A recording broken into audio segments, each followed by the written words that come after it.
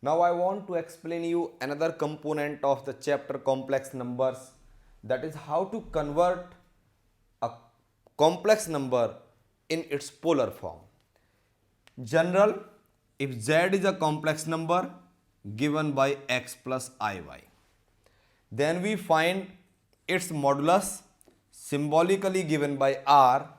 Rule is root of x square plus y square. And if we find its argument, the say for example, if argument is theta, that is what? Tan inverse of mod of y upon x, as per the quadrant, as discussed with you, that how to find the argument. In first quadrant it is directly theta, second quadrant it is pi minus theta, in third quadrant negative of pi minus theta, and in fourth quadrant it is what? Minus of theta. On x-axis argument is what? On x-axis it is 0, and on y-axis it is pi by 2. The question is that how to convert, what is the basic form of the polar form.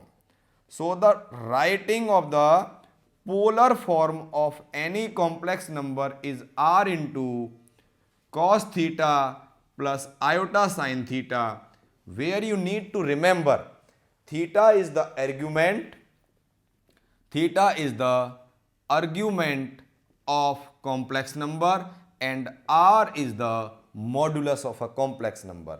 If a complex number, same complex number, varies in the different quadrants, the modulus will not change, but only what will change? Only and only its argument will change. So I will explain you with the help of one example that how we write that this kind of form in the polar form. To convert in polar form, method is being discussed. First you need to calculate its modulus, that is symbolically given by r. Then you will calculate its theta argument, and to write the polar form of any complex number, r into cos theta plus iota sin theta.